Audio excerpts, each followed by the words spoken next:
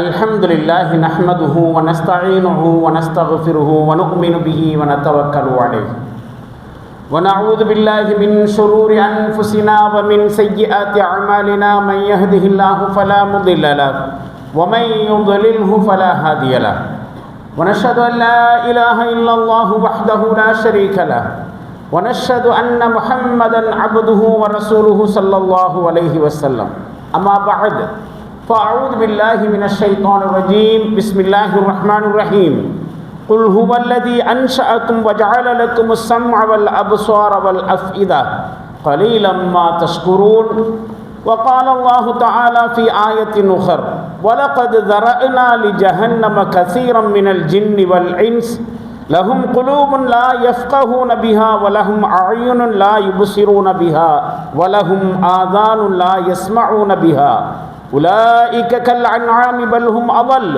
أولئك هم الغافلون صدق الله العلي العظيم.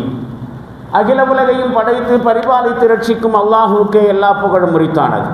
சலாத்தும் சலாமும் நபிகளார் ஸல்லல்லாஹு அலைஹி வஸல்லம் அவர்கள் மீதும் அவர்களது குடும்பத்தினர் தோழர் தொடர்ந்தோர் அனைவரின் மீதும் உலகில் உள்ள மோமின்களான நல்லடியார்களான ஆண்கள் பெண்கள் அனைவரின் மீதும் குறிப்பாக அல்லாஹுவின் அருள் நாடியவர்களாக ஜுமா தொழுகைக்காக அவனது இல்லத்திலே ஒன்று கூடியிருக்கும் நம்மனைவர் மீதும் என்றும் நின்று நிலவட்டுமாக. கண்ணியத்திற்கும் மரியாதைக்கும் உரிய பெரியோர்களே, இளைஞர்களே, தாய்மார்களே, சகோதரிகளே, இந்த உலகத்திலே அல்லாஹுவினால் படைக்கப்பட்டிருக்கக்கூடிய கோடானு கோடி படைப்புகளிலே மிகச்சிறந்த படைப்பாக மனிதன் படைக்கப்பட்டிருக்கிறான். படைப்புகளை பற்றி கொஞ்சம் சிந்தனை செய்தாலும் இந்த உண்மையை நம்மால் தெளிவாக புரிந்து கொள்ள முடியும். இந்த உண்மையை அல்லாஹு ஜல்ல ஷானுஹு தஆலா தன்னுடைய அருள்மறையிலும் எடுத்து காட்டியிருக்கின்றான். வலகது கர்ரம்னா பனி ஆதம், ஆதத்தின் சந்ததியினரை நாம் சங்கைப்படுத்தி இருக்கிறோம், கண்ணியப்படுத்தி இருக்கிறோம். வஹமல்நாஹும் ஃபில் பர்ரி வல் பஹர், அந்த மனிதர்களை நாம் கடலிலும் தரையிலும் சுமந்து கொண்டிருக்கிறோம், சுமந்து செல்கிறோம். வரஸக்னாஹும் மினத் தய்யிபாத், தூய்மையான வாழ்வாதாரங்களை அவனுக்கு நாமே வழங்கி இருக்கிறோம். வஃபல்லல்நாஹும் அலா கஸீரின் மிம்மன் ஹலக்னா தஃலீலா, நாம் படைத்திருக்கக்கூடிய எத்தனையோ படைப்புகளில் மனிதர்களை நாம் மிகச்சிறந்த படைப்பாக படைத்திருக்கிறோம் என்று சூரத் பனி இஸ்ராயில் என்கிற 17வது அத்தியாயத்தின் 70வது வசனத்திலே சொல்கிறான். மனிதன் மிகச்சிறந்த படைப்பு, உலகத்தில் படைக்கப்பட்டிருக்கக்கூடிய அத்துணையிலும் உயர்ந்த படைப்பு என்பதை நம்மால் இந்த வசனங்களின் மூலமாகவும் நம்முடைய அனுபவங்களின் மூலமாகவும் புரிந்து கொண்டிருக்கின்றோம். உண்மையில் எதன் அடிப்படையில் மனிதன் மற்ற படைப்புகளை விட சிறந்தவனாக இருக்கின்றான்? இது நாம் கொஞ்சம் யோசித்து பார்க்க வேண்டிய விஷயம். கொஞ்சம் வெளிப்படையாக பிற உயிரினங்கள் அல்லது அல்லாஹ்வுடைய மற்ற பிரம்மாண்டமான சில படைப்புகளோடு மனிதனை ஒப்பிட்டு பார்த்தால் அந்த அளவுக்கு ஒன்றும் மனுஷன் பெரியவனாக தெரியலை. மனிதனை விட பிரம்மாண்டமான படைப்புகள் இருக்கின்றன. சில பறவைகள், சில விலங்கினங்களில் மனிதனை விட ஆற்றல் வாய்ந்தவைகள் இருக்கின்றன. உதாரணமாக ஒப்பீடு செய்வார் இமாம் கஸாலி ரஹ்மத்துல்லாஹி அலைஹி அவர்கள். மனித படைப்பையும் பிற உயிரினங்களையும் ஒப்பீடு செய்வார். எப்படி ஒப்பீடு செய்கிறார்? எதனால் மனுஷன் சிறந்தவன், மனுஷன் உயர்ந்தவன் என்று ஒரு கேள்வியை எழுப்பி, பலசாலியாக இருப்பதால் அவன் மற்ற படைப்புகளை விட சிறந்தவனாக இருக்கின்றானா என்று பார்த்தால் இல்லை. இவனை விட பலசாலியான பல விலங்குகள் இருந்திருக்கின்றன, இப்பொழுதும் இருக்கின்றன. ஒப்பீட்டளவில் பார்க்கிற பொழுது இவனை விட வலிமை வாய்ந்த சில விலங்கினங்கள் உண்டு. சக்தியிலே மிகப்பெரிய அளவுக்கு கொள்ளளவு இருக்கக்கூடிய விலங்கினங்கள். இப்போ அந்த வகையில் சிறந்தவன் இல்லை. மிக வலிமை என்று பார்க்கிற பொழுது குதிரையை சொல்லுவார்கள். இன்னும் சொல்ல போனால் குதிரையினுடைய சக்தி இருக்கிறதே, அதை வைத்துத்தான் மனிதனுடைய சில எந்திரங்களுக்கு சக்தி அளவீடு செய்யப்படுகிறது. ஒரு மோட்டார் தயாரிக்கப்படுகிறது என்று சொன்னால் அந்த இயந்திரத்தினுடைய சக்தியை குதிரை சக்தியை வைத்து தான் அளவீடு செய்கிறார்கள். ½ HP என்று சொல்வார்கள், 1 HP என்று சொல்லுவார்கள். என்ன அது? ஒரு குதிரை சக்தி, 2 குதிரை சக்தி. அப்போ சக்தியை எடுத்து பார்க்கிற பொழுது விலங்கினங்களில் வலிமையானவை இருக்கின்றன. உருவத்தால் மனுஷன் பெருசாக இருக்கிறான், அதனால சிறந்தவனா என்று பார்த்தால் இல்லை. இவனை விட உருவத்தில் பெரிய விலங்குகள் இருக்கின்றன, நமக்கே தெரியும், யானை. அப்போ அதுலேயும் அவன் பெரிய ஆள் இல்லை, சிறந்தவன் இல்லை என்று புரிந்து கொள்ள முடிகிறது. சாப்பிட்றதுலையாவது அவன் பெரிய ஆளான்னு பார்த்தா இல்லை. காட்டெருமை என்று சொல்லக்கூடிய விலங்கு இருக்கிறதே, அது அரைத்து கொண்டே இருக்கும், கழித்து கொண்டே இருக்கும். அதனுடைய இயல்பே அப்படித்தான். சாப்பிடாமல் அதனால் சும்மா கொஞ்ச நேரம் கூட இருக்க முடியாது. இப்போ சாப்பிட்ற விஷயத்தில் கூட விலங்கிலிருந்து மனிதன் மேம்பட்டவன் இல்லை என்று புரிந்து கொள்ள முடிகிறது. ஓடுவதிலே மிகச்சிறந்தவனாக இருக்கிறான், வேகத்திலே மிகச்சிறந்தவனாக இருக்கிறான், அதனால இவன் பெரியவனான்னு பார்த்தா இவனை விட வேகமாக ஓடக்கூடிய சிறுத்தை இருக்கின்றன, கங்காரு இருக்கின்றன. இது மாதிரி எத்தனையோ விலங்கினங்கள் வேகத்தில் சிறந்தவையாக இருக்கின்றன. இப்போ அதுலேயும் அவன் பெரிய ஆள் இல்லைன்னு தெரிய வருது. அதே மாதிரி இந்த வெயிட் லிஃப்டிங் என்று சொல்கிறாங்களே, பளு தூக்குறது, அதுலையாவது இவன் மிகச்சிறந்தவன் என்று பார்த்தால் அப்படியும் சொல்கிறதுக்கு இல்லை. அந்த விஷயத்தில் ஒரு சின்னஞ்சிறு எறும்பிடத்தில் மனுஷன் தோற்று போயிடுவான்.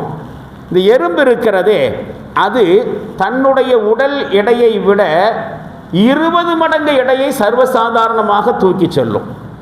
அதோடைய உடல் எடையை விட 20 மடங்கு. நாமெல்லாம் பார்த்துருக்கலாம், நேரடியாகவும் பார்த்துருக்கலாம், சில நேரங்களில் தொலைக்காட்சிகளில் பார்த்துருக்கலாம். விலங்குகள், பறவைகளை பற்றிய, உயிரினங்களை பற்றிய டாக்குமெண்ட்ரிகளிலே பார்க்கிற பொழுது ஒரு பெரிய இலையை கட் பண்ணி எறும்பு தூக்கிட்டு போயிட்டு இருக்கும். அந்த எறும்பையும் அந்த இலையும் வெயிட் பண்ணி பார்த்தானாக்கா எறும்பை விட எத்தனையோ மடங்கு பழுவுள்ளதாக அந்த இலை இருக்கும். இப்போ எறும்புடுதல், ஒரு மனுஷன் 60 கிலோ எடை இருக்கிறான் என்று சொன்னால் அவனுடைய எடையளவுக்கு இருக்கக்கூடிய ஒரு பொருளை கூட இலகுவாக தூக்க முடியாது, சுமந்து செல்ல முடியாது. கொஞ்சம் கஷ்டப்பட்டுட்டு வேணால் போகலாம். இந்த வெயிட் லிஃப்டர்ஸ் என்று சொல்கிறாங்களே, பளு தூக்கக்கூடிய வீரர்கள், அவங்க தூக்குவாங்க, பவுண்டு கணக்கில் தூக்குவாங்க. எவ்வளோ நேரம் தூக்குவாங்க? 1 செகண்ட், 4 செகண்டு தொப்புன்னு கீழே போட்டுருவாங்க, அவ்வளவுதான். சர்வசாதாரணமாக அவற்றை சுமந்துட்டெல்லாம் மனுஷனால் போக முடியாது. ஆனால் தன்னை விட 20 மடங்கு வலி சக்தி இருக்கக்கூடிய, எடை இருக்கக்கூடிய பொருள்களை எறும்பு சாதாரணமாக தூக்கிட்டு போயிடுது. அப்போ அந்த வகையிலையும் மனுஷன் சிறந்தவன் இல்லைன்னு தெரியுது. ஏன்? சிற்றின்பம் என்று சொல்லக்கூடிய தாம்பத்தியத்திலாவது அவன் சிறந்தவனா என்று பார்த்தா அதில் கூட இல்லை. சிட்டுக்குருவியிடத்தில் அவன் தோற்று போய் விடுவான். அந்த மாதிரி நாம் பார்க்கிறோம். இப்படியாக இவனை மாதிரி இருக்கக்கூடிய சில பல உயிரினங்கள், பறவைகள், விலங்குகள் இவனை விட வலிமை வாய்ந்தவையாக, திறமையானவையாக இருக்கிற பொழுது எந்த வகையில் மனுஷன் சிறந்தவனாக இருக்கிறான் என்கிற கேள்வி வருகிறது. இவற்றுக்காவது உடல் அமைப்புகள் இருக்கின்றன, உயிர் இருக்கின்றன. ஆனால் உலகத்திலே இவனை விட வலிமை வாய்ந்த பிரம்மாண்டமான படைப்புகள் உருவம் இல்லாதவை இருக்கின்றன. காற்று உருவம் இல்லை, ஆனால் அதனுடைய சக்தி அளவிட முடியாதது. நெருப்புக்கு உருவம் இல்லை, மனிதனை விட மிகப்பெரிய ஆற்றல் கொண்டது நெருப்பு. தண்ணீருக்கு மிகப்பெரிய சக்தி இருக்கிறது, சரியான உருவம் இல்லை. இவனை விட திறமையானது என்று சொன்னால் வலிமையானதாக இருக்கின்றன. தண்ணீருடைய சக்தியை மனிதனால் கட்டுப்படுத்தவே முடியாது. புயலாக வருகிற பொழுது, பெருவெள்ளம் வருகிற பொழுது மனிதனால் ஒன்றுமே செய்ய முடியாது. ஆக இவனை போன்று இருக்கக்கூடிய உயிரினங்கள், அதே மாதிரி இருக்கக்கூடிய பிரம்மாண்டமான படைப்புகளோடு ஒப்பிடுகிற பொழுது வானம், பூமி, சூரியன், சந்திரன் என்று எத்தனையோ கோடிக்கணக்கான படைப்புகள், அவற்றோடு ஒப்பிடுகிற பொழுது மனிதன் அந்த அளவுக்கு ஒன்றும் பெரியவனா தெரியல. ஆனால் அல்லாஹ் சொல்லுகிறான், வலக்கது கர்ரம்னா பனி ஆதம், ஆதத்தினுடைய சந்ததியை சங்கைப்படுத்தி இருப்பது மட்டுமல்ல, ஃபல்லல்நாஹும் அலா கசீரும் மிம்மன் ஹலக்னா தஃலீலா, நாம் படைத்திருக்கும் கோடானு கோடி படைப்புகளில் மனித படைப்பை சிறந்த படைப்பாக வச்சிருக்கிறோம். எதன் அடிப்படையில் மனிதன் சிறந்தவனாக இருக்கிறான் என்று சிந்தனை செய்து பார்க்கிற பொழுது இதற்கான குரானிய பதில் ஒன்றுதான். அவன் எல்லா படைப்புகளையும் விட கற்றுக்கொள்ளக்கூடியவனாக இருக்கிறான். எதையும் கற்றுக்கொள்ளக்கூடிய ஒரு பண்பு மனுஷன்கிட்ட இருக்கிறது. மனுஷனை சிறந்தவனாக்கக்கூடிய முக்கியமான அம்சம் இதுதான். எதையும் கற்றுக்கொள்வதற்கான எல்லா வகையான அடிப்படை சாதனங்களையும் அல்லாஹு ஜல்லஷானஹு தஆலா மனுஷனை படைக்கிற பொழுதே அவனோடு சேர்த்து படைத்து விடுகிறான். கண்கள், காதுகள், நாக்கு, சிந்தனை செய்யக்கூடிய ஆற்றல், பகுத்தறியக்கூடிய பிரித்தறியக்கூடிய திறமை, இவையெல்லாம் தான் அந்த அடிப்படையான சாதனங்கள். இவற்றை வைத்துத்தான் மனுஷன் எல்லாத்தையும் கற்றுக்கிறான். இந்த கண்கள், காதுகள், நாவு, சிந்திக்கக்கூடிய ஆற்றல், இதையெல்லாம் வைத்து, இந்த உபகரணங்களை எல்லாம் வைத்து, இந்த கருவிகளை எல்லாம் வைத்து கொண்டு மனுஷன் ஒரு விஷயத்தை கற்றுக்கொள்ள முயற்சி செய்கிற பொழுது என்ன எல்லாம் செய்கிறான் என்பதை நாம் கொஞ்சம் யோசித்து பார்க்கணும். இந்த கற்பது என்பதை செய்ய மனுஷன் சில வேலைகளை செய்கிறான். என்ன வேலை செய்கிறான்? கற்றுக்கொள்வது அப்படின்னா என்ன? இதுக்குள்ளே எத்தனை விஷயங்கள் இருக்கிறது என்று பார்த்தால் மிக குறைஞ்சது 11 விஷயம் இருக்குங்க. இந்த கண்ணு, காது, நாவு, சிந்திக்கிற ஆற்றல், இவையெல்லாம் வைத்துக்கொண்டு மனுஷன் கற்றுக்கொள்கிறானே ஏதாவது ஒரு விஷயத்தை, அதுக்குள்ள 11 விஷயம். ஒரு விஷயத்தை பார்க்கிறான், கேட்கிறான், விளங்குறான், எழுதுறான், கான்வர்சேஷன் என்று சொல்லக்கூடிய கலந்துரையாடல் செய்கிறான், சுயமாக சிந்திக்கிறான், சரிபார்க்கிறான், ஒப்பீடு செய்து, கம்பேரிட்டிவ் ஸ்டடி என்று சொல்கிறார்கள், ஒப்பீடு செய்து விளங்குறது, சரி காண்றது, சில விஷயங்களை நம்புறது, தாம் விளங்குனதை இன்னொரு ஆளுக்கு எடுத்து சொல்றது, சொல்வதையெல்லாம் செய்து பார்க்கிறது, இதிலிருந்தெல்லாம் அனுபவங்கள் பெறுவது. இப்படியாக ஒரு விஷயத்தை மனுஷன் உள்வாங்கும் பொழுது, கற்றுக்கொள்கிற பொழுது ஏகப்பட்ட வேலையை செய்கிறான். இது ஒரு நீண்ட ப்ராசஸ், ஒரு தொடரான செயல்பாடு. ஒரு விஷயத்தை கற்றுக்கொள்வது என்பதற்குள்ள இவ்வளவும் இருக்கு. மனுஷன் ஒரு விஷயத்தை சரியான முறையிலே கற்றுக்கொள்ள வேண்டும் என்று சொன்னால் இதை எல்லாத்தையும் அவன் செஞ்சுதான் தீரணும். மேலே சொன்ன எல்லா விஷயத்தையும், இந்த வழிமுறைகளை கற்றுக்கொள்வதற்கு, இந்த வழிமுறைகளை எல்லாம் அவன் நடைமுறைப்படுத்துவதற்கு உதவிக்காகத்தான் அல்லாஹு ஜல்லஷானஹு தஆலா மனுஷனுக்கு உடல் உறுப்புகளை கொடுத்திருக்கிறான். வேற விலங்குகளுக்கும் உடல் உறுப்புகள் இருக்கு. மனுஷனுக்கு கைகால்கள், மூளை, கண்ணு, காது, இந்த மாதிரியான உபகரணங்களை கொடுத்ததுக்கு பின்னாடி இது ஒரு நோக்கம் இருக்கிறது.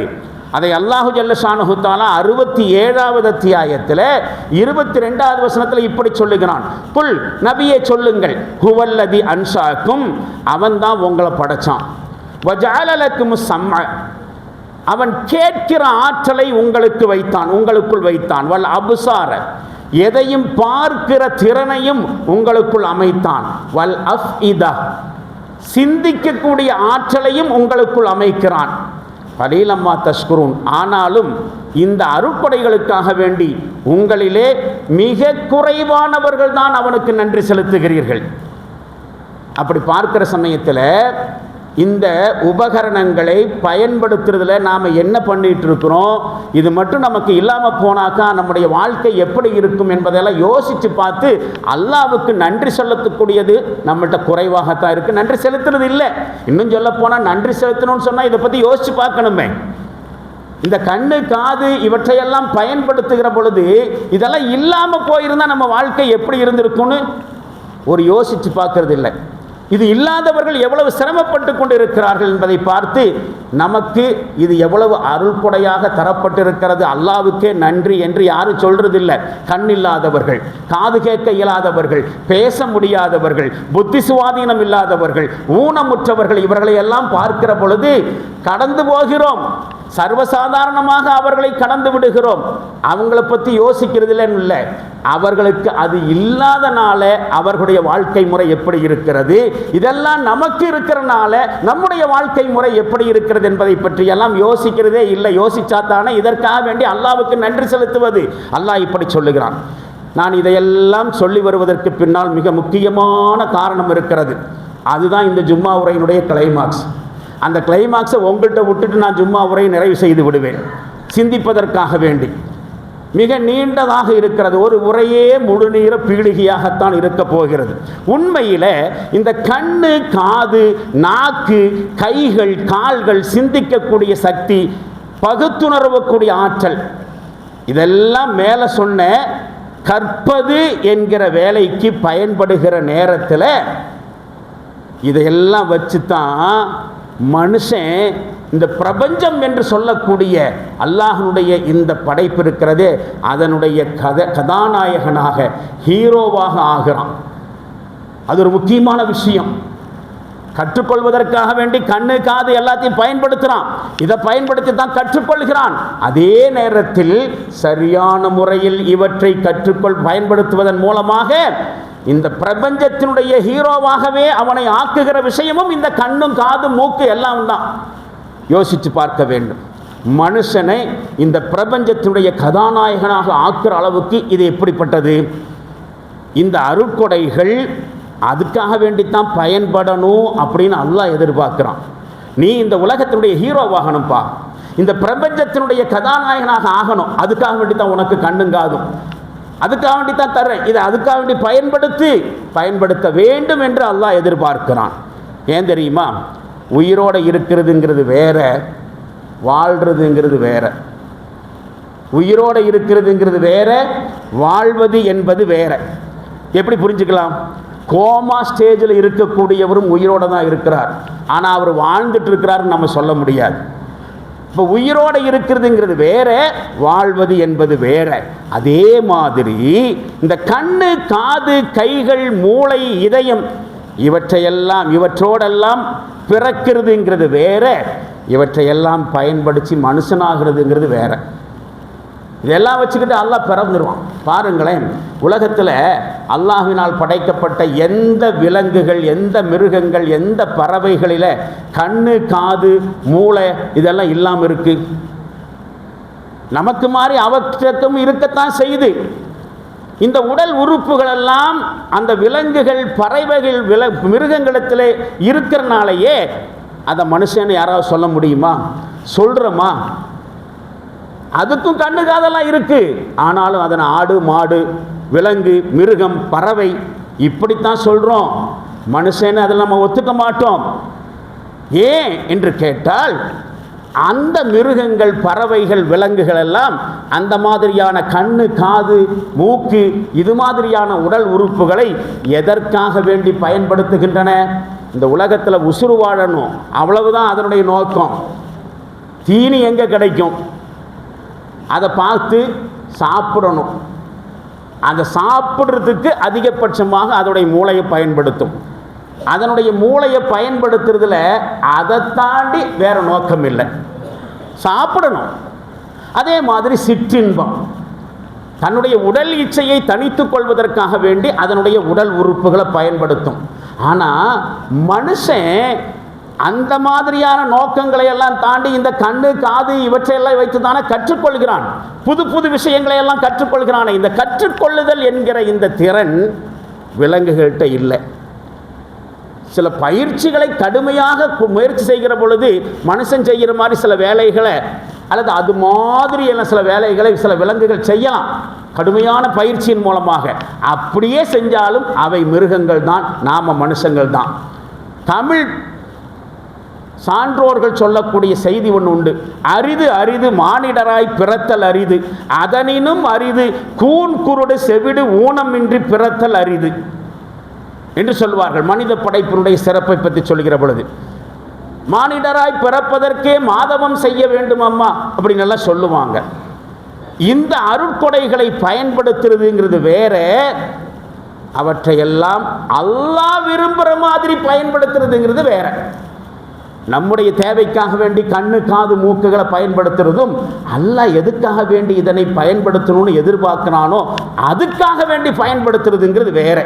இதை சொன்னால் கொஞ்சம் தத்துவார்த்தம் மாதிரி தெரியும். தத்துவார்த்தமும் இல்லை, ஒன்றும் இல்லை, ரொம்ப சிம்பிளான விஷயம்தான். கொஞ்சம் கான்சென்ட்ரேஷன் மட்டும் நீங்கள் செலுத்தினா போதும்.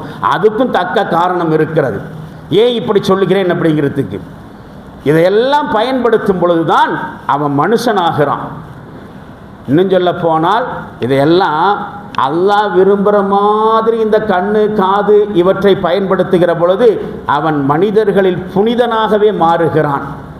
அல்லாஹ் விரும்புகிற மாதிரி பயன்படுத்தினா அப்பொழுதுதான் அவன் அல்லாஹ்வுடைய ஹலீஃபாவாக ஆகிறான், இந்த பிரபஞ்சத்தினுடைய கதாநாயகனாக ஆகிறான்.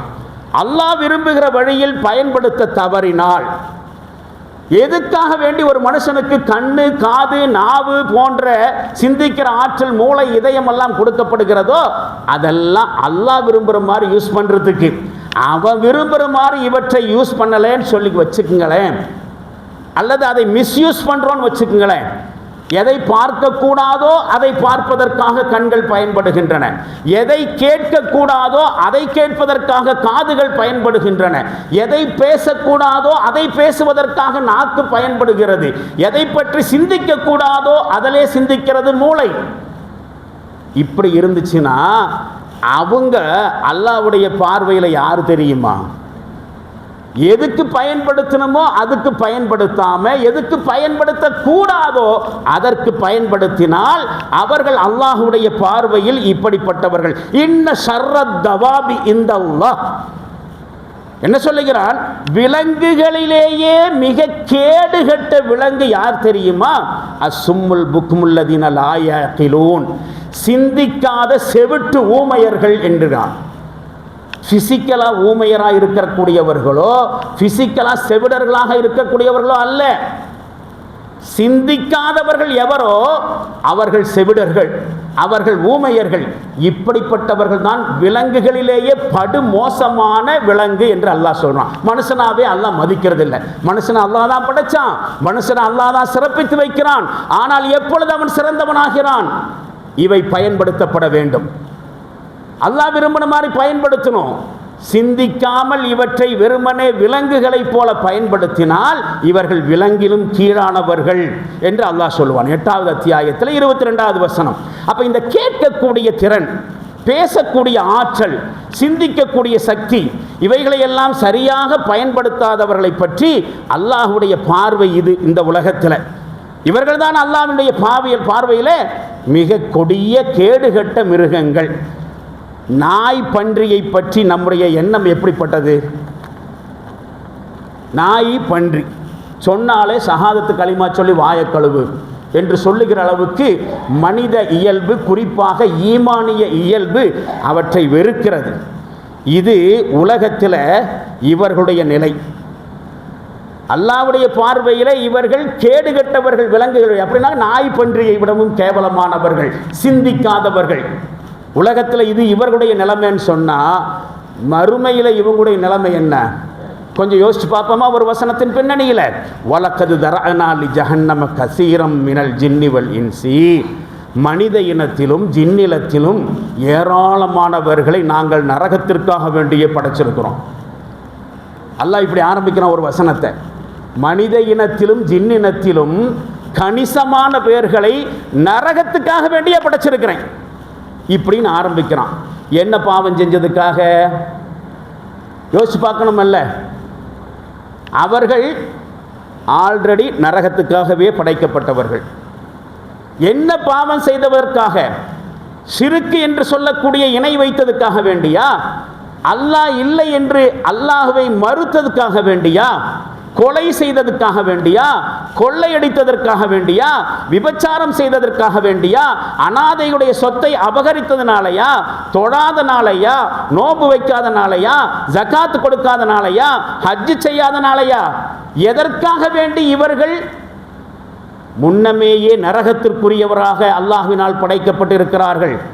நம்முடைய பார்வையில் இது மாதிரியான பாவங்கள், நான் மேலே சொன்ன ஒரு லிஸ்ட்டு, அந்த மாதிரியான பாவ செயல்கள் தான் நரகத்துக்கு போகிறதுக்கு காரணமாக இருக்கக்கூடியது. கொள்ளையடிச்சா நரகத்துக்கு போவேன், ஜினா பண்ணால் நரகத்துக்கு போவேன். அப்போ இதெல்லாம் நரகத்துக்கு போகிறதுக்கு உண்டான காரணம், நரகத்துக்கு கொண்டு போய் சேர்க்கக்கூடிய பாவங்கள் நம்முடைய பார்வையில்.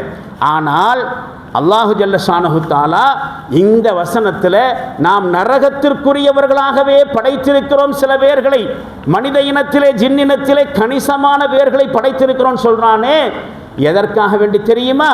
லஹும் குலூபுன் லா யஃப்கஹூன பிஹா, அவர்களுக்கு இதயங்கள் இருக்கின்றன, அவற்றை வைத்து அவர்கள் சிந்திக்கிறது இல்லை. எதை சிந்திக்க வேண்டுமோ அதனை சிந்திப்பதில்லை. வலஹும் அய்யுனுல் லா யுப்சிரூன பிஹா, அவர்களுக்கு கண்கள் இருக்கின்றன, அவற்றை வைத்து பார்க்க வேண்டியதை பார்ப்பதில்லை அவர்கள். வலஹும் ஆதானுன், அவர்களுக்கு செவிகள் இருக்கின்றன, காதுகள் இருக்கின்றன, லா யஸ்மஊன பிஹா, அந்த காதுகளை வைத்து எவற்றை கேட்க வேண்டுமோ அவற்றை கேட்பதில்லை. அப்படியானால் அவங்களுக்கு கண் இருக்கு, காது இருக்கு, சிந்திக்கிற ஆற்றல் இருக்கிறது, இதயங்கள் இருக்கிறது, ஆனால் அதை யூஸ் பண்ற மாதிரி யூஸ் பண்றது இல்லை. உலாயிக்க கல் அன்ஆம், இவர்கள் விலங்குகளை போன்றவர்கள். பல்ஹும் அதல், ஏன் விலங்குகளை விட வழிகட்டவர்கள். உலாயிக்கஹுமுல் காஃபிலூன், இவர்கள் தான் அலட்சியத்தில் இருப்பவர்கள். யார் அலட்சியத்தில் இருக்கக்கூடியவன்? கண்ணு, காது, சிந்திக்கிற ஆற்றல், இதனை சரியா பயன்படுத்தாதவன். திருக்குர்ஆனினுடைய இன்னொரு வசனம், மனுஷன் நரகத்திற்கு போனதற்கான காரணத்தை அவனுடைய வார்த்தையிலேயே சொல்லுது, அவனுடைய ஸ்டேட்மெண்ட்லேயே குர்ஆன் சொல்லுது. ஏன் அவன் நரகத்துக்கு போனான் அப்படிங்கிறத பற்றி என்ன சொல்வார்கள்? வகாலு, நரகவாசிகள் சொல்வார்களாம், லவ் குன்னா நஸ்மஉ அவ் நஅகிலு, நாம் நல்ல விஷயத்தை நாளத்தை கேட்டிருந்தால், அதை நாம் சிந்தித்திருந்தால், மா குன்னா ஃபி அசாபி ஸயீர், நாம் கொழுந்து விட்டெறியக்கூடிய நரகவாசிகளாக ஆயிருக்க மாட்டோமே. நரகத்துக்கு போனதுக்கான காரணம் என்னது? எதையும் கேட்கிறத இந்த காதில் வாங்கி அந்த காதில் விட்டுட்டு போகிறதுன்னு சொல்கிறாங்களே. அப்போ நாம் கேட்க வேண்டிய விஷயத்தை கேட்டு சிந்திக்க வேண்டிய விஷயத்தை சிந்திச்சிருந்தோன்னா நாம் இப்போ நரகத்துக்கு வந்திருக்க மாட்டோமே என்று நரகவாசிகள் நரகத்திற்கு வந்ததற்கான காரணமாக என்ன சொல்கிறாங்க? காதை பயன்படுத்தலை, சிந்திக்கலைன்னு சொல்கிறாங்க. இது திருக்குர்ஆன் ஷரீஃபில் 67வது அத்தியாயத்தின் 10வது வசனம். இப்படி இந்த அறிவு, சிந்திக்கக்கூடிய சக்தி, நம்முடைய பார்வை, நம்முடைய கேட்கிற ஆற்றல், பேசுகிற ஆற்றல், இதையெல்லாம் உரிய முறையில் பயன்படுத்தாமல் தவறாக பயன்படுத்துகிற சமயத்தில் மனுஷனுடைய அலட்சியத்தை அல்லாஹ் பல்வேறு வகையில் சொல்கிறான். இதையெல்லாம் பயன்படுத்தாமல் அலட்சியமாக இருக்கிறது பல வசனங்கள் இதை பார்க்க முடியும். இப்போ அல்லாஹு ஜல்லஷானஹு தஆலா நமக்கு கற்றுக்கொள்வதற்காக வேண்டி தந்திருக்கிறானே இந்த கருவிகள், இந்த கண்ணு, காது, நாவு, சிந்தனை, இதயம், மூளை, இதையெல்லாம் உரிய முறையில் பயன்படுத்திட்டு தான் இருக்கிறோமா என்று யோசிக்கணும். இதான் இந்த வார ஜும்மா உரையினுடைய மையப்பகுதி, ஹைலைட்டான விஷயம். எல்லாம் சரி, இதெல்லாம் அல்லாஹ் கொடுத்துருக்கிறது உருப்படியாக யோசிக்கிறதுக்கு, உருப்படியாக பேசுகிறதுக்கு, உருப்படியாக சிந்திக்கிறதுக்கு. புரிஞ்சிருச்சு. இதையெல்லாம் உரிய முறையில் பயன்படுத்தினா தான் அவன் மனுஷன், பயன்படுத்தலைனாக்கா அவனுக்கும் மிருகத்துக்கு வித்தியாசம் இல்லை. எல்லாம் புரிஞ்சாச்சு இது வரைக்கும். ஆனால் இப்போ இதை நம்ம யோசித்து பார்க்கணும். அல்லாஹ் நமக்கு கொடுத்துருக்கக்கூடிய இதையெல்லாம் அவன் விரும்புகிற மாதிரி கரெக்டாக தான் யூஸ் பண்ணிகிட்டு இருக்கிறோமா, அல்லது இவையெல்லாம் துருப்பிடித்து போகும்படியாக பயன் இல்லாமல் வச்சிருக்கிறோமா? யோசித்து பார்க்கணும். சிந்திச்சு பார்த்தா நம்முடைய பதில் என்னவாக இருக்கும்? நிச்சயமாக நாம் இதையெல்லாம் பயன்படுத்திட்டு தானே இருக்கிறோம் என்பது தான் நம்முடைய பதிலாக இருக்கும். எப்படி பயன்படுத்திட்டு இருக்கிறோம்? பள்ளிக்கூடங்கள், தனியாக ஸ்பெஷல் கிளாஸுகள், அதே மாதிரி கருத்தரங்குகள், விரிவுரைகள் நடக்கக்கூடிய இடங்கள், ஆய்வரங்கங்கள், ஒர்க் ஷாப்புன்னு சொல்லக்கூடிய செயல் அமர்வுகள், லைப்ரரி என்று சொல்லக்கூடிய நூலகங்கள், கல்லூரிகள், பல்கலைக்கழகங்கள், இதெல்லாம் எதுக்கு? கற்றுக்கிறதுக்காக வேண்டித்தானே. இந்த கண்ணும் காதையெல்லாம் யூஸ் பண்ணுறதுக்காக வேண்டித்தானே, மூளையையும் இதயத்தையும் பயன்படுத்துறதுக்காக வேண்டித்தானே, பயன்படுத்திட்டு தானே இருக்கிறோம் என்பது நம்ம பதில் சொல்லுவோம். இப்படி மனுஷன் அவன் கற்றுக்கிறதுக்காக வேண்டி எத்தனையோ முயற்சிகளை செஞ்சுக்கிட்டு தான் இருக்கிறான். இந்த ஏற்பாடுகளை செய்திருக்கக்கூடிய மனுஷன் அதற்காக வேண்டி பணத்தை ஒரு பொருட்டாக கருதுவதே இல்லை. லட்சங்கள் கொடுத்து இந்த கல்விச்சாலைகளில் போகிறான், பள்ளி கல்லூரிகளுக்கு போய் கற்றுக்கொள்கிறான். பணம் ஒரு பொருட்டே இல்லை. கடன் வாங்கியாவது, எஜுகேஷனல் லோன் அப்படின்னு நம்ம சொல்கிறோம், கடன் வாங்கியாவது கற்றுக்கொள்கிறார்கள், ஸ்காலர்ஷிப் வாங்கியாவது கற்றுக்கொள்கிறார்கள், மெரிட்டில் பாஸ் ஆகி கற்றுக்கொள்கிறார்கள். பணம் ஒரு இஷ்யூ இல்லை. கற்றுக்கொள்வதற்காக வேண்டி மனுஷன் முயற்சி பண்ணத்தான் செய்கிறான். இந்த ஏற்பாடையெல்லாம் செய்கிற பொழுது அதில் ஏற்படுகிற சிரமத்தை பற்றி கூட அவன் பொருட்படுத்துவதில்லை. எவ்வளவு ரிஸ்க்கு சில விஷயங்களை கற்றுக்கிறதுக்கு, அல்லது ஒரு கிராஜுவேஷன் முடிக்கிறதுக்காக வேண்டி மனுஷனுடைய வாழ்க்கையில் கணிசமான வருஷங்களை செலவு பண்ணுறான். ஏகப்பட்ட என்ட்ரன்ஸ் எக்ஸாம்கள், எத்தனையோ விதையான செமஸ்டர்கள், நிறைய ரிஸ்க் இருக்குது. நிறைய ஸ்டடி பண்ணணும், நைட்டெல்லாம் உட்காந்து படிக்கணும், ஏகப்பட்ட ரிஸ்க் இருக்கத்தான் செய்யுது. அப்போ சிரமத்தை பற்றியும் கவலைப்படுவதில்லை. எல்லா இடத்திலையும் அவன் கற்றுக்கொள்வதற்காக வேண்டி செவி புலன்களை கூர்மையாக வைக்கிறான். கேட்காம மிஸ் ஆயிடுச்சுனாக்கா நமக்கு தெரியாமல் போயிடும். கற்றுக்கொள்வதற்காக வேண்டி காதுகள் பயன்படுத்துகிறான். இந்த இடத்துல எல்லாம் நான் மேலே சொன்ன இடம் என்ன, மறுபடியும் யோசிச்சு பாருங்கள். பள்ளிக்கூடங்கள், ஸ்பெஷல் கிளாஸுகள், கருத்தரங்குகள், விரிவுரைகள், ஆய்வரங்கங்கள், செயலமர்வுகள், நூலகங்கள், கல்லூரிகள், பல்கலைக்கழகங்கள், எல்லா இடத்திலையும் காது கூர்மையாக வச்சுக்கிறான். பார்வைகளையும் தெளிவாக வைத்துக் கொள்கிறான். ஏன் மறந்து போயிட்டா என்ன பண்ணுறது அப்படிங்கிறதுக்காக வேண்டி எல்லாத்தையும் எழுதி வச்சுக்கிறான், நோட் பண்ணி வச்சுக்கிறான். அதுக்கு மேலே கேள்விகள், சந்தேகங்களை எல்லாம் எழுப்பி டீச்சர்ஸ்கள்கிட்ட, மாஸ்டர்கள்ட்ட, லெக்சரர்கள்ட்ட விளக்கமும் பெற்றுக்கொள்கிறான், தெளிவு பெறுகிறான், டிஸ்கஷன் செய்கிறான். குழு ரீதியாக அவர்கள் ஸ்டடி செய்கிறார்கள். ஏகப்பட்ட செமினார்கள் அட்டன் பண்ணுறாங்க. எல்லா இடத்திலையும் திரும்ப திரும்ப அவற்றை செய்து கொண்டே இருக்கிறார்கள். ஒர்க் ஷாப்புகள் நடத்துகிறார்கள், கற்றுக்கொள்கிறார்கள். இப்படி பல்வேறு வகையான ஏற்பாடுகளை செய்து கொண்டு கற்கிறார்கள். இத்தனைக்கு பிறகும் கூட களப்பயிற்சி, அதுலேயும் நைட்டு பகல் இல்லாமல் பார்க்குறான். என்ன களப்பயிற்சி? Ground work. அவன் கற்றுக்கொள்வதற்காக வேண்டி ஏகப்பட்ட ஒர்க் நடக்கிறது. கற்பதற்காக வேண்டி இத்தனை முயற்சிகளையும் செய்கிறான். இதிலெல்லாம் கண்ணு, காது, நாக்கு, சிந்தனை எல்லாவற்றையும் அந்த இடத்துல உசுரோடு வச்சுக்கிறான். மிஸ் ஆயிடக்கூடாது என்பதற்காக வேண்டி மிக கூர்மையாக பயன்படுத்துகிறான். உண்மையிலே இவற்றின் மூலமாகவெல்லாம் தான் மனுஷன் கற்கிறான் அப்படிங்கிறது இருக்குதே, அதுதானே அவனுடைய தனிச்சிறப்பு, தனி அம்சம். அப்போ கல்விக்கூடங்களில் மட்டும்தான் மனுஷன் கற்றுக்கிறாங்கிறது இல்லை. நிறைய வேறு இடத்துல, வியாபாரத்தில் கற்றுக்கிறான், விவசாயத்தில் கற்றுக்கிறான், சமூக உறவுகள் அதில் கற்றுக்கிறான், பயணங்கள் போகிற பொழுது கற்றுக்கொள்கிறான். எல்லா இடத்துலையும் நிறைய அனுபவம் கிடைக்குது. அப்போ ஸ்கூல், காலேஜஸ் மட்டுமல்ல, மனுஷன் என்னென்ன ஃபீல்டில் இறங்குறானோ அத்தனையின் மூலமாக கற்றுக்கொள்கிறான். அப்பொழுதெல்லாம் அவனுடைய செவிப்புலன்கள், அவனுடைய கவனம், அவனுடைய சிந்தனை, அவனுடைய கிராஸ்பிங் பவர் என்று சொல்லக்கூடிய உள்வாங்கக்கூடிய தன்மை எல்லாம் நல்லா வேலை செய்து, எல்லா இடத்துலையும் வேலை செய்து. ஏன்னா மிஸ் பண்ணிட்டானாக்கா நமக்கு கற்க வேண்டியது கற்க முடியாமல் போய்விடும். எல்லாமே கவனம் எடுத்துக்கொள்ளப்படுகிறது. ஆனால் கற்பதற்காக வேண்டி ஒரே ஒரு இடத்தில் உட்காருங்கிற பொழுது மனுஷன் இந்த சாதனங்கள் எவற்றையுமே பயன்படுத்துறது இல்லை. ஒரே ஒரு இடத்துல கற்றுக்கொள்வதற்காக வேண்டி உட்காருகிற ஒரு இடம், அதுவும் இஸ்லாத்தை கற்றுக்கொள்வதற்காக இடத்தில். இதை எதையுமே மனுஷன் பயன்படுத்துறது. இந்த ஜும்மாவுடைய கிளைமாக்ஸ் இதுதான். நான் ஆரம்பத்தில் சொன்ன கிளைமாக்ஸ். ஜும்மா உரைக்காக வேண்டி எதுக்கு வர்றோம்? கற்றுக்கொள்வதற்காக வருகிறோம். எதை கற்றுக்கொள்வதற்காக வருகிறோம்? இஸ்லாத்தை கற்றுக்கொள்வதற்காக வருகிறோம். இஸ்லாத்தை கற்றுக்கொள்வதுன்னா என்ன? உண்மையான வாழ்க்கை எது என்பதை கற்றுக்கொள்வதற்காக வருகிறோம். வேறு கல்வி நிறுவனங்களிலே இந்த உலகத்தில் மிருகங்களைப் போல பசி இல்லாமல் சாப்பிடுவதற்கு நான் எதனை கற்றுக்கொள்ள வேண்டும்? பணம் சம்பாதிப்பதற்கு எதனை கற்றுக்கொள்ள வேண்டும்? இந்த உலகத்தில் 4 பேர் என்ன மனுஷனா மதிக்கணும்னு சொன்னால் பணம் வேணும். அந்த பணத்தை சம்பாதிப்பதற்காக வேண்டி நான் கற்றுக்கொள்ள வேண்டும் என்று உலக கல்விக்காக, உலகியல் ரீதியான வாழ்க்கைக்காக இந்த களங்களில் எல்லாம் கற்கிறான். இஸ்லாத்தை கற்பதற்கு வருகிற ஒரு இடம், உண்மையான வாழ்க்கையை கற்பதற்கு வருகிற ஒரு இடம். இன்னும் சொல்ல போனால் மறுமை வாழ்க்கை சிறப்பாக அமைய கூடிய, நிரந்தரமான வாழ்க்கை சிறப்பாக அமைவதற்காக வேண்டி கற்றுக்கொள்வதற்கு வரக்கூடிய ஒரே இடம் ஜும்மா. அதுவும் இன்றைய காலகட்டத்தில், ஒரு காலகட்டத்தில் இஸ்லாத்தை கற்றுக்கொள்வதற்கு பல்வேறு வகையான வழிமுறைகள் இருந்துச்சு.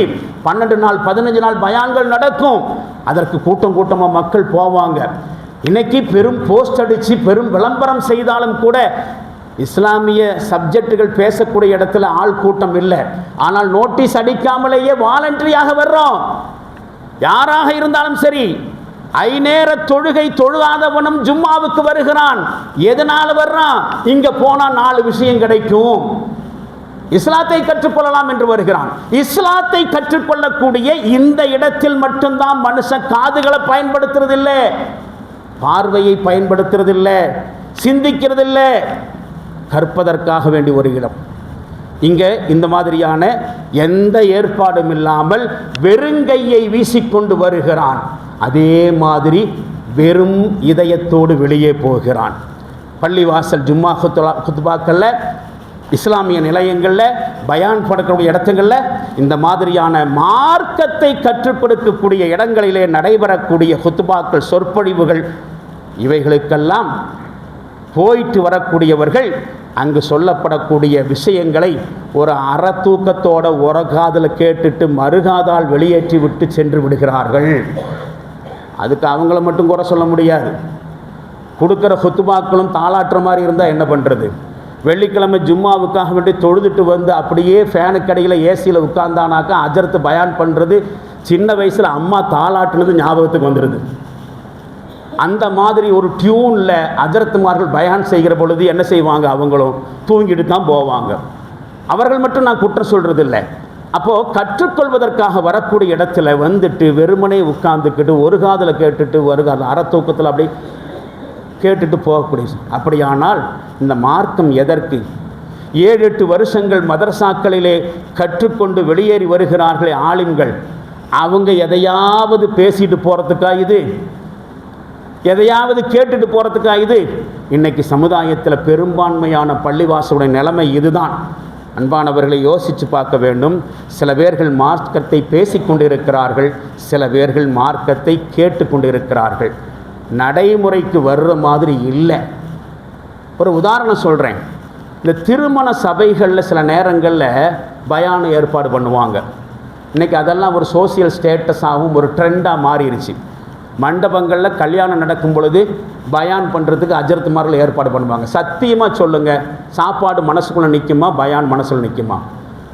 எப்படா சோறு போடுவாங்க, சாப்பிட்ட பிறகு போகலாங்கிற மனநிலையில் தான் மண்டபத்துக்கு வருவாங்களே ஒழிய, நாமெல்லாம் எத்தனையோ ஒரு மண்டபத்தில் நடக்கிற பயான் கேட்டிருக்கிறோம்.